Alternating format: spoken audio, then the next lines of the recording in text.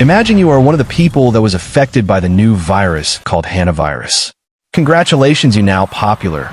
Let me tell you how it will affect our economy. Let me tell you something. Let me tell you something. All right. Let me tell you something. On May 9th, 2026, the Grand Horizon was a microcosm of the globalized world. 3,000 souls, 5 different tax jurisdictions, a supply chain that stretched from the meat processing plants of Brazil to the electronics hubs of Shenzhen. Then, a steward in the lower decks touched a surface contaminated by a long-tailed, brush-tailed rat. He didn't know it yet, but he had just introduced a systemic shock to a maritime industry already gasping for air.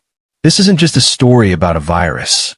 It is a story about how a microscopic pathogen can paralyze a billion-dollar asset and expose the terrifying fragility of our just-in-time civilization. Hantavirus is not like the respiratory threats we have grown accustomed to.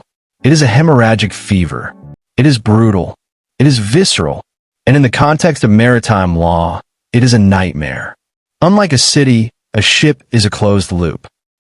The air is recycled. The waste is centralized. The proximity is absolute. When the first 3 cases were confirmed by the ship's infirmary, the clock didn't just start for the medical team. It started for the insurers at Lloyd's of London. It started for the port authorities in San Francisco and Singapore. The uncomfortable truth is this. In the eyes of global finance, a cruise ship in the grip of an outbreak is no longer a luxury product. It is a toxic asset. Under the international health regulations, a ship is a sovereign entity until it requests free Pratique, the license to enter a port. When the Grand Horizon declared an emergency, that license was revoked. The ship became a floating pariah. Geopolitics is often described as the study of borders.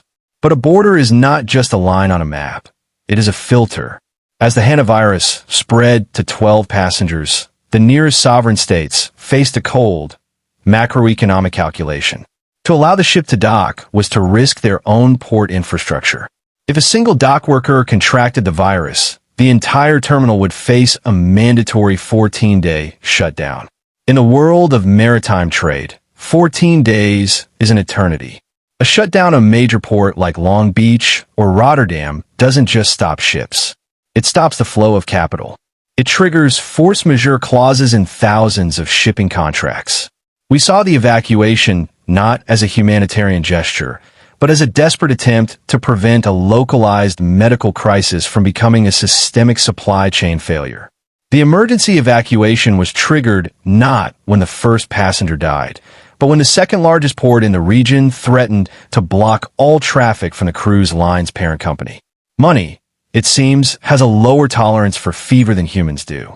The evacuation of the Grand Horizon cost an estimated $450 million in direct losses. But the shadow cost is much higher. This event forced the industry to look at the Rodent Vector in maritime logistics. We move 11 billion tons of cargo every year. We move in dark, cramped containers. We move it through ports built on reclaimed swamplands.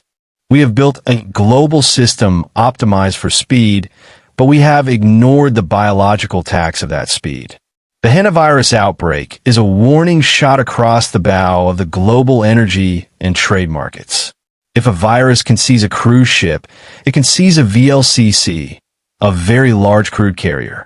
Imagine the price of Brent Crude if the Malacca Strait were closed because of a localized hemorrhagic fever outbreak on a tanker fleet. This civilization story, we tell ourselves, is one of progress. But our progress is tethered to our ability to outrun the pathogens that thrive in the cracks of our infrastructure. The Grand Horizon is now a ghost ship, undergoing a deep-level biodecontamination that will take months. Its passengers are in monitored isolation. Its shareholders are calculating the write-offs. But the lesson remains. We live in an era of extreme connectivity. We have bridged the oceans and leveled the mountains to ensure that goods move without friction. But friction is a natural defense. Distance is a biological barrier. By removing the friction of trade, we have removed the firewalls of our species. The emergency evacuation of a luxury liner is a spectacle for the evening news. But for those who study the flow of money and power, it is a data point in a much darker trend. The global system is efficient, yes, but it is also brittle. And in the silence of the empty corridors of the Grand Horizon, we can hear the sound of a system that has finally reached its limit. The next outbreak won't wait for a rescue.